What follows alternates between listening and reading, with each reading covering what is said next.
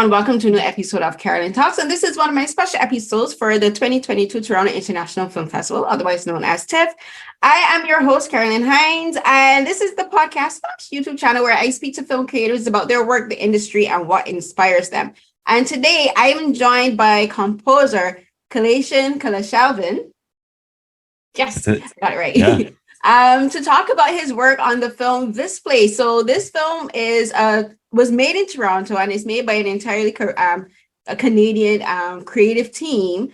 And Kalasian is a Toronto. He's from Scarborough, wherever. And this place is it was a very profound film, and it resonated a lot with me because being an immigrant, there's a lot of themes about immigration, about displacement, about finding your identity as an immigrant. And even though it's a queer love story, it's interesting how all of that ties into this love story between these two women, but they can't begin their love story until they start to discuss who they are as immigrants and who they are as First Nations, because one of the characters is Mohawk. And I'm so happy to be talking to Kalasian today because this film is interesting because it talks about Tamil identity, Mohawk, Canadian Indigenous First Nations, as well as Iranian, and all of these different music styles are integrated into the score of this film. But before we do that, as usual, I like to ask my guests to say a bit about themselves and what got them into their career path. So for you, Kalasian, what got you involved into becoming a musician and a film composer? Yeah, I mean, growing up, I was kind of a very typical over-programmed brown kid, basically. My parents sent me to a lot of music lessons. I grew up with classical Western piano training, but also South Asian Carnatic music training. I was a percussionist. I was a flautist. I was just sent to a lot of things. And at the same time, it was like, med school is the goal. So it was that kind of weird thing. And I was just the kid that was, I was really in love with classical music. I was also really in love with film music. Like I grew up listening to like Thomas Newman and Howard Shore and John Williams. And in high school, I was just always in the band hall and everything. So and my music teachers noticed that about me, and they would always ask me to write little things for other ensembles. So it was kind of just always happening. In terms of my education, like I'm classically trained with the RCM and my ARCT and stuff, but I ended up going to school for biochem. And yeah, it's this funny trajectory. And I ended up working in cancer research for years. But I was always working with my school orchestra. I had a lot of different colleagues in art circles and friends in theater, dance and film who knew I was kind of obsessed with this music thing, and they'd ask me to do things for them. And that kind of just started snowballing. And eventually I just realized this is what I have to do with music. Now I'm like fully into music, and I've been writing for films for some time now. And I also write concert or contemporary classical music as well for just different ensembles. So it's been a very weird circular path here, but we're here and it's exciting. That's amazing. I'm kind of the same way. Like I'm in film criticism. I'm a film critic and a journalist, but that was not the path that I started on. But it's like life is that way. And I think I guess it kind of to be using a musical analogy, it's kind of like a music score. Like you start on one line, and then you like the score never flows exactly. It's all up and down. But before we go on, I do have to ask, because who is it's kind of hard to ask who your favorite composer is, but like, what is your favorite genre of classical music? Like mine is Baroque. So I love Baroque style classical music, and I love like Beethoven, Mozart, of course, but like Chevalier and, and all these guys, and Rachmaninoff and things. So which is like your favorite genre or your favorite classical composer? Yeah, that's a really hard one. I guess for so much of my life, I was just really in love with the Impressionists. So Debussy and Ravel and Poulenc and all the French folks in the early days was huge for me. But then, also Stravinsky is massive for me. And then even the later modernist stuff like Berio and Xenakis and the weirder things that happened later in the 21st century. And also a huge fan of John Adams and some of the post-minimalists. So like, this is the thing about my life is that, my brain I've been told by a friend, it's a very Gemini thing of me to be like, but my brain is tickled by all these just different ways of thinking about sound and style, and how, like, in 100 years, how much music changed from 1900 to 2000 and all the crazy things it was doing. And I'm still digesting all of it. And I think in some way, even my music changes in that sense too. And that is like the perfect segue to my first question. So like at the beginning, I mentioned how this place, it talks about different cultures and immigration stuff. But like, because it's talking about multiple cultures and multiple identities, the film features multiple music styles.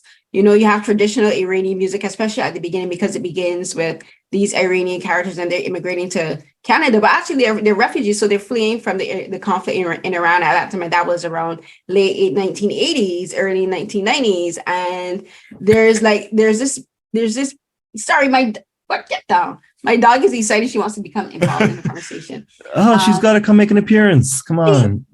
No. Yoko.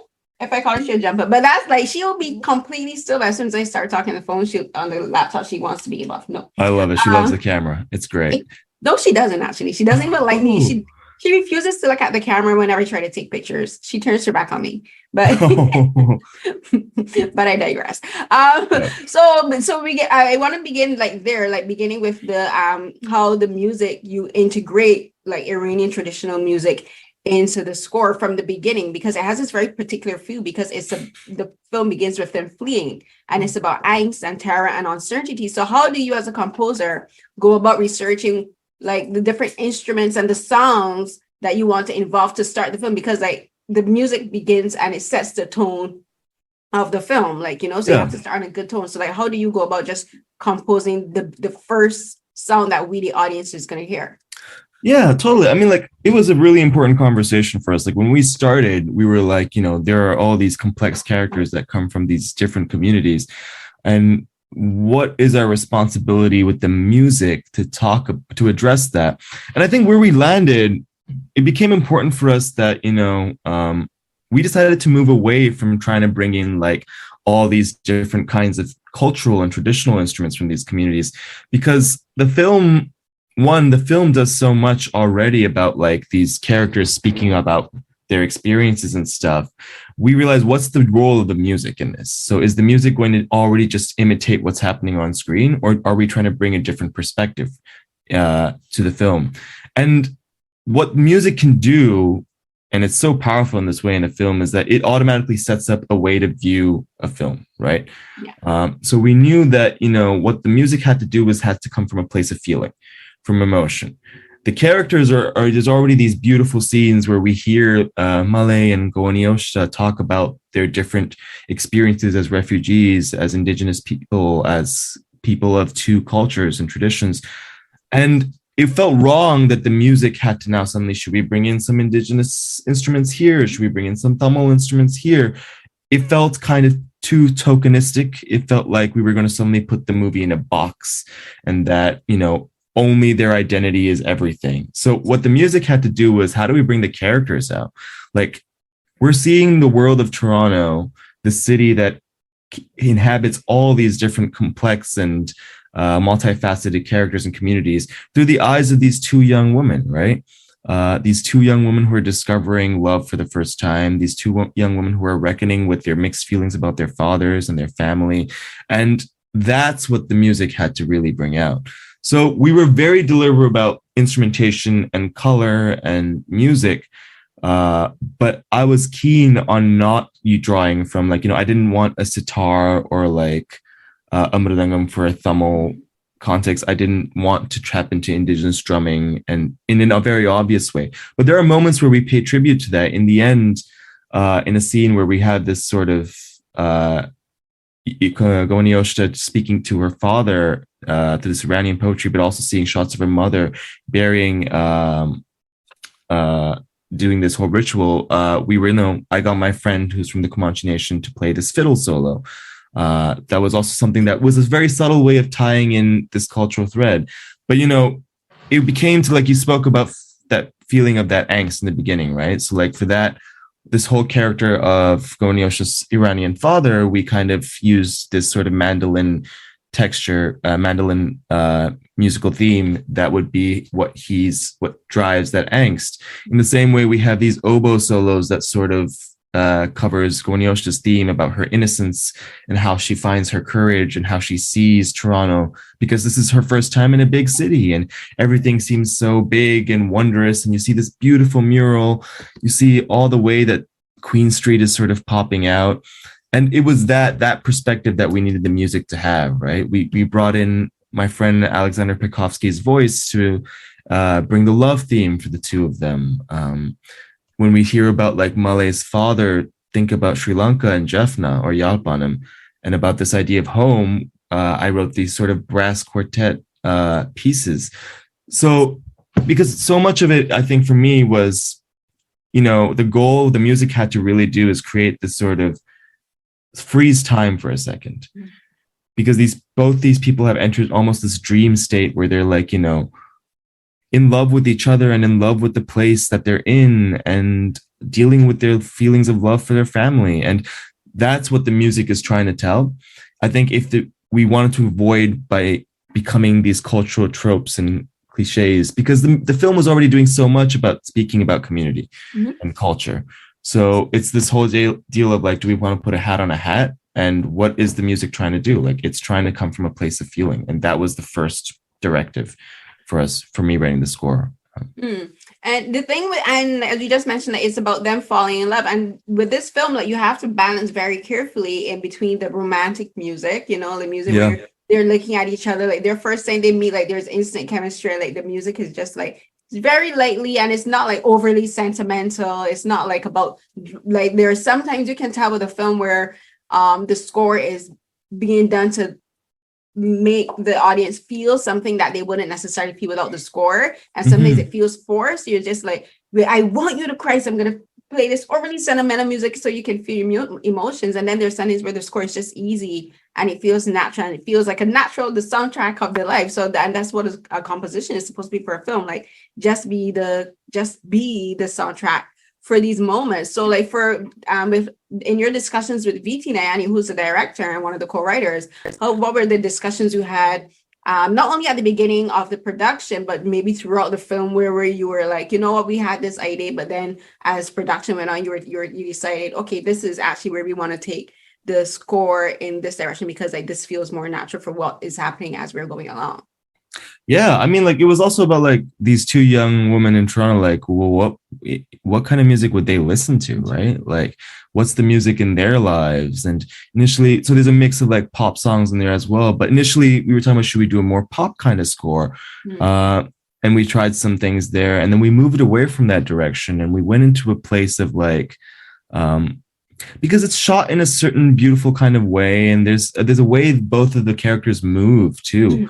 And you see these ways that they walk around the city and they look around and stuff. And everything has this sort of very dreamlike quality. So it felt like the moment they start seeing each other, they've entered this magical space, this sort of feeling where color is popping, where like everything seems almost hyper real and hyper emotional. And to do it in a way that was, as you're saying, not overly sentimental. Like, the trick with music, I think the balance is, we don't want to be telling people what to feel ever. We're trying to create a unique sonic world of what does it feel like to be in there, right? And, you're thinking about what it's like for first love and the butterflies in your stomach, and suddenly you're queasy because you're overwhelmed with sensation, but also you're taking in all these things. So it needed to have that quality of like, this is a world that's a world of their own, right? And it is romantic. It's romantic when it's romantic, and it's sad and upsetting in other places, but it's never the goal. What we wanted to make sure is that the music isn't telling or doing what's already in the film. It needs to crack the subtext and bring that out, right? So that was always a dance that we were sort of dancing around, and there were places where we had to really back off, and there were scenes where their voices and their conversation is the music. We don't need to add music to that. So restraint is a big part of it. And that's huge with dramas, I think, in my experience, because so much of it is in the writing, so much of it is in the film. And if you just put too much, you destroy what's already there. So my job as a composer is to help elevate or bring out things in it, right? So it's always that dance of like, there's moments in the film that very lean itself to music, where it's like, this is all about feeling and color in that sense. And then there are other moments where the music doesn't need to quite be there. And that was the balance we were sort of finding. Right. And one of the responsibilities of a composer is, I think, particularly for films like this, where you have, because as we were saying, we're talking about films, it's a film about people from different cultures, and different cultures, when it comes to songs, have different tones and different methods and different vocalizations, but then there's something that's always so interesting to me about especially for people of color, and like sometimes, like, we're all from very different cultures, but when you hear like vocalizations, like, like in some countries there's like ululating, and then like there's some cultures where it's just like humming or moaning, but then it's like you just hear these moments and exactly, you hear these songs and you know exactly the emotion that's trying to be conveyed, and you have that in this film. So talk about like finding the singers and the artists that you use to like do those kind of like vocalizations, and then just like composing the structure of those, because sometimes I was wondering, how do you compose like vocalization, like relating on this, and like moaning, and like even like for like being Black, there's like Negro spirituals, and like there are those kind of songs where we just move from singing using lyrics to just like humming and following the flow. So you kind of have that in the film. So like talk about like structuring those and finding the artists you use. Yeah, I mean, totally. Like, I come from a also South Asian Carnatic music training, like background as well. I've been in that world for so long. And yeah, like vocal inflections and the different ways that you think about rendering is so huge. Like it changes everything, right? So, I mean, when I write, I usually start with myself only, and I'm writing these themes and these sort of melodic and musical ideas, often at the piano, and I sort of sketch them out. I sort of create these recordings and mock-ups, and then I sort of invite other musicians into the process. So, I mean, there's like string quartet stuff there. That's pretty straightforward. I sort of write everything and it gets recorded as in they read off sheet music. But with soloists, it's always interesting because like you said, is working on those nuanced inflections and things like that. And with this, it was, it's a low budget film. So right from the start, they were like, we don't have much money to like bring in musicians and stuff. And I'm saying, it's okay. We're going to make this work. So I reached out to my network of friends and colleagues and musicians that I've worked with in so many different ways in the past. And it's just such a, we managed to get so much music recorded for this from all different kinds. And again, it was coming back to what are the colors we associate with different characters. But with the vocal work and stuff, like what I would do is I would write these melodies and work with the singer and sort of, let's explore different ways to sort of like, how do we open this melody and how do we close it? Like, where do we bring the humming in? Because the moment the first love theme comes in, when they see each other, it's hummed, it's closed, it's muted, it's reserved, it's anticipation without acknowledgement. And then how do we open that? Like, and what are all the different, and you see as there's more turbulence and turmoil in both of their lives, you hear that in the vocal inflections as well. You're hearing different ways that we chose to play with different vowels and different ways of rendering sound. And that was just a really, really fun process. In the same way, with some of the string solo stuff, Drew Jureka and his quartet played the quartet stuff. And that's a more Western classical way of, did these emotional violin solos. But then at the end, I asked my friend Olivia Komachit, who also played the mandolin and guitar for the opening and everything. And, I gave her, this melody, and I asked her, can you play it on the fiddle, in the fiddling style of the Comanche Nation and stuff. And, it's just such a different way of how she thinks about melody and how she thinks about performance. And the way they even enter a note and leave a note is so different from a classical Western tradition. And you can hear that like right in the performances, those two different ways of thinking about sound, but it's the same instrument. It's the violin. It's just performed differently. And that was really beautiful. And that brought a certain rawness and a certain inflection in color that was so necessary for that moment as well. In the same way, like we sort of drew a little bit on jazz and sort of in some of the brass writing. I worked with Chanel Crico and she has a brass quintet of phenomenal players, and She's a good friend of mine, also a composer, and we sort of spoke about, how do we find this tone that sort of draws from something that's very regal and nostalgic, but at the same time has all this freedom of color. And just Michael Jones, who played the trumpet solos, is a fantastic musician. So it's been a real mix of like different colors and different traditions of music. And that kind of came in together. And I think what we've built with the score is this really colorful mosaic of just different sounds and different ways of hearing sound. It's been just a real treat getting to work with some of the best musicians and friends on this. And I'm glad we all made it work.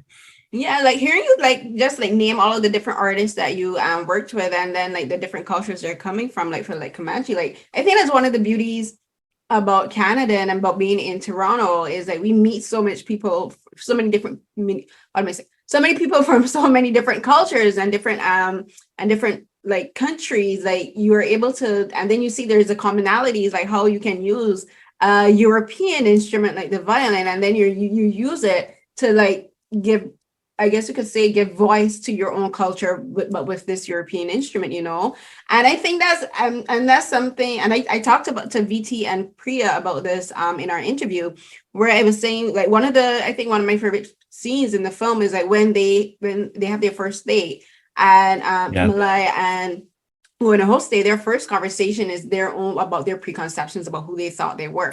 Like, Malaya, she didn't think that Kawennáhere was First Nation. She didn't think she was Mohawk. She thought she was Iranian, whereas Kawennáhere, she thought that Malaya was First Nations. And it has to do, and like they were saying, and I said in the interview, it has to do with how like we have, especially for a lot of people of color, because we watch so much Western TV and like a lot of it's produced by white people, and in Hollywood in particular, where they have their own preconceptions and their own stereotypes and their own ideas of who people of color are, from particularly whether you're First Nations, whether you're Native American, whether you're from the Caribbean like I am, or from Southeast Asia or South Asia like you are.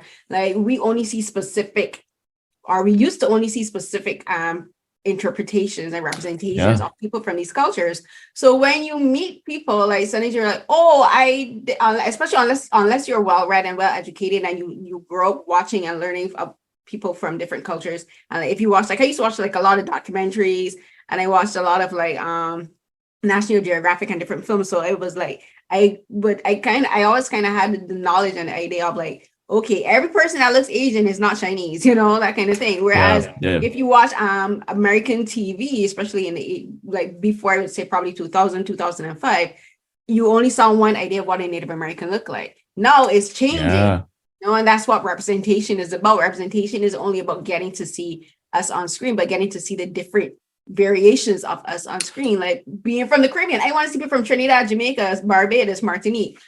From Southeast Asia, you want to see people from Malaysia. I want to see people from Suriname. I want to see people from Tamil, Sri Lanka. I want to see people from the Philippines, right? And like all these people look different, even within their own cultures and within their own communities. Everyone looks different, and the film explores that. So like hearing you talk about the different people you meet, like this is one of the things about a multicultural society. And when you have films like this where it talks about what representation means and what identity means, you get to explore these things in like the music, and like give musicians from these different cultures opportunity to play like these representations of their cultures and show like this is how you can like appreciate our music. And like a lot of white people say, oh, like, how would you go and play Native American instrument on like a European, on like the violin or the trombone or the trumpet? I'm like, this is how. Yeah. And I mean, like, it's the fact that, we're complicated. We're not just one thing, right? Like, I don't think people who are not, who are of immigrant families or non-white folks and everything, like,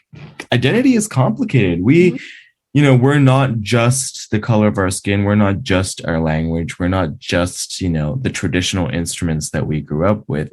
We are so much more, we're so much more than that, right? And so the nuance of that and the tensions in that are interesting. Like, you talk about, like, I love how you're speaking about the kind of movies and stuff that talk about representation and stuff. And the fact is, like, I think a lot of people of color, like, grew up with those American movies because that was what was available to us at the time. And that is also a part of our culture because, we grew up, or at least I did, I grew up here for my life and everything. At the same time, there's all this family heritage and culture that I grew up with in home. And so the reality is identity is so mixed and pluralistic and complicated. And so what I love about this film is that it does explore those tensions, right? Like to be Sri Lankan Tamil in Toronto is not just one thing. There's something about even radical about the film where, you know, it's about a brother and sister living alone in a place downtown Toronto. That's pretty, such a cool way of seeing a Sri Lankan Tamil family. You wouldn't really expect that from, you know, like the typical way that immigrants are depicted on film. In the same way we see, like, you know, Kawennáhere dealing with her Iranian and her Mohawk heritage too. It's very contemporary. It's very now. And that's the fact that, you know, people can hold multiple truths. People can hold multiple stories and multiple lineages.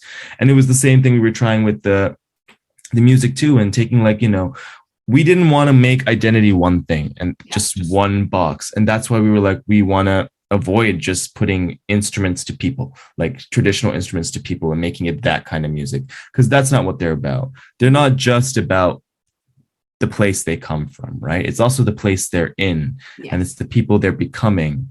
And you know, like, just think about all the different kinds of music that even you and I listen to because of the different backgrounds we've come from, right? Like how diverse and pluralistic that must be compared to like the average person and everything. And like, you know, taking like, even, you know, for even like Kawennáhere and like her character, like, you know, I wrote these like oboe solos that feel like almost semi-improvisatory, and there's almost sort of like a very different tradition of playing that oboe in there that I was really interested in. So it's like taking these Western instruments and finding the same tension, like what else can they do? What else can they be bent to do? Because that's what we're dealing with as people, right? Like to grow up in school here, being South Asian, was always negotiating that. Like there's these two things, and code switching and all these things about like what it's like to be a person growing up here is huge, and it's a part of us. Like, and that's that tension and those contradictions and that friction is what makes us so interesting, and it's what drives our art, and it's the reason we end up where we are. And I think the film captures that so beautifully, and I was just trying to do that with the music as well.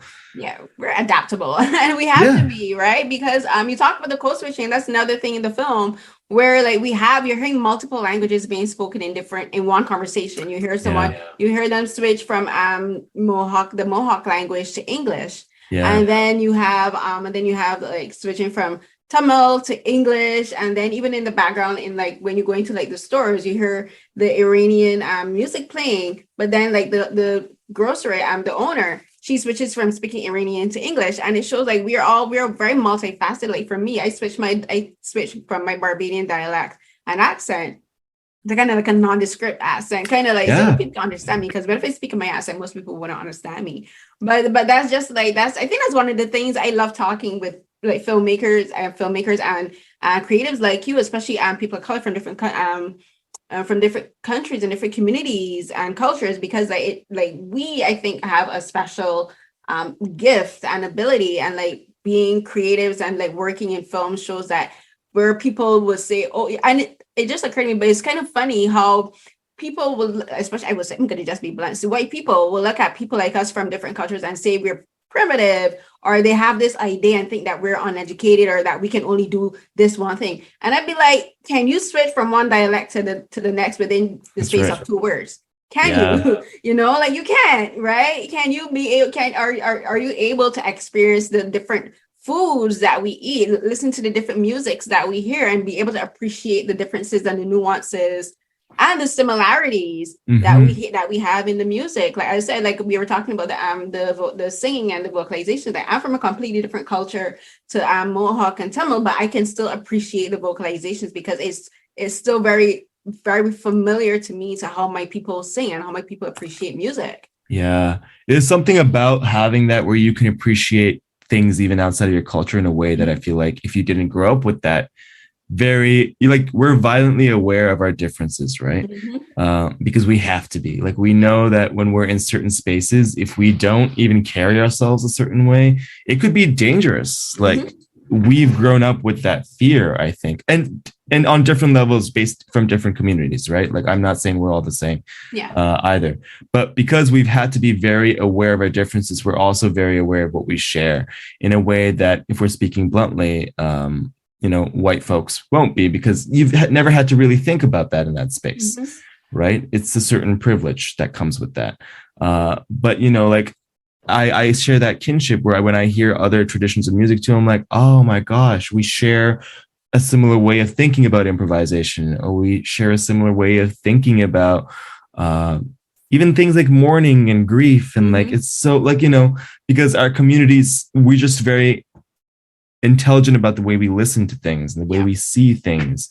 And it's also part of like coming from an immigrant community, or like, I'm the son of refugees and stuff. And like the first thing that people look for when families come here is sort of community and kinship. And there's this idea of giving out hands and reaching out to folks and taking them. Like that's something that we grew up with. And so we've always just naturally intuitively looked for that. And there's so many things, like, the way we speak multiple languages, we've been in different spaces. So it just demands our attention in a certain way that you won't have if you didn't grow up with that. And that's what makes our identity so complicated. And that's why we can lean on each other culturally in so many interesting ways. It's crazy. Like, and I think it's something we take for granted because we grew up for that. But I know I have friends who are, white, if we're speaking bluntly, and, it's conversations we've had with very good friends of mine, just like, that's something that they can't listen for because it's just something they didn't grow up with. And it's kind of crazy that way, isn't it?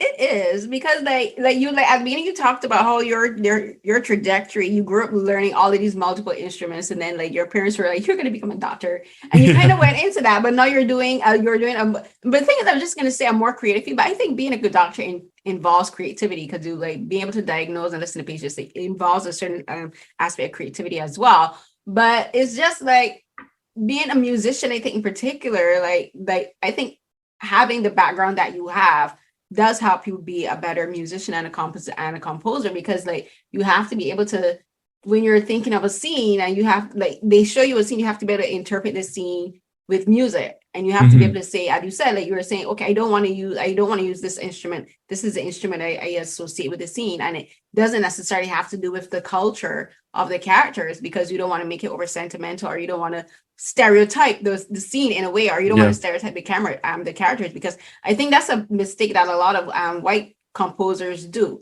And like they're like, okay, if we're in Iran, all the instruments must be Iranian, or all the music must sound Iranian, or their idea of what Iranian music sounds like. And we're like, but like Iranian people listen to Western pop too. You could go and go throw some Rihanna or some Lady Gaga in the background. Like you go into a store, like everything isn't gonna be traditional music. They're gonna be listening to Michael Jackson in the store too. Right?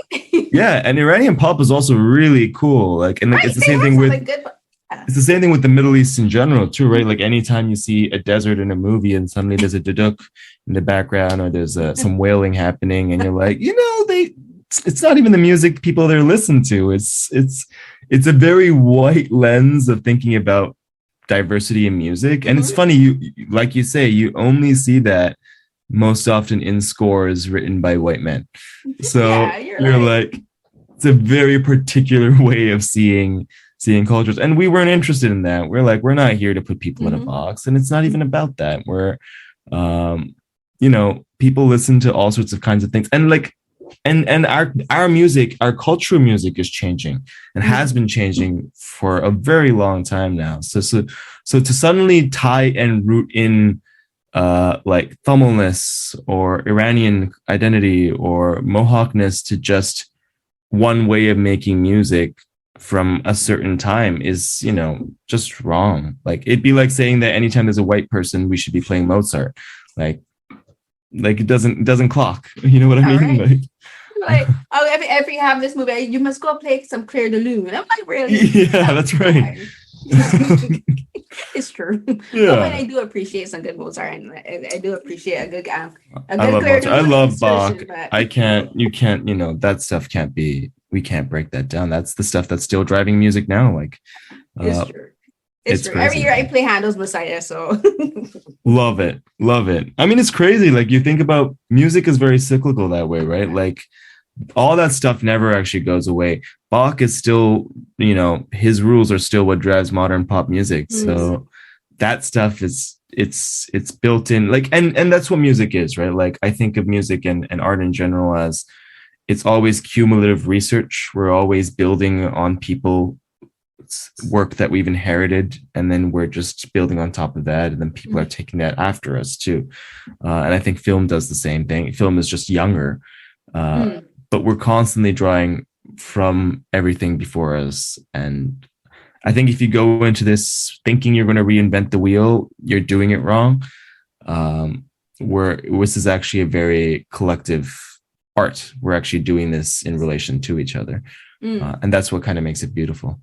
So yeah, Bach and stuff, Mozart's great. They're not going away anytime soon. They're still here. So yeah, I know we're going to wrap it up because I know you still have to go. But one of the things that has always interested me in music, and we can use this to kind of tie into what you were talking about, is it's so interesting to me that with music we have a limited amount of notes.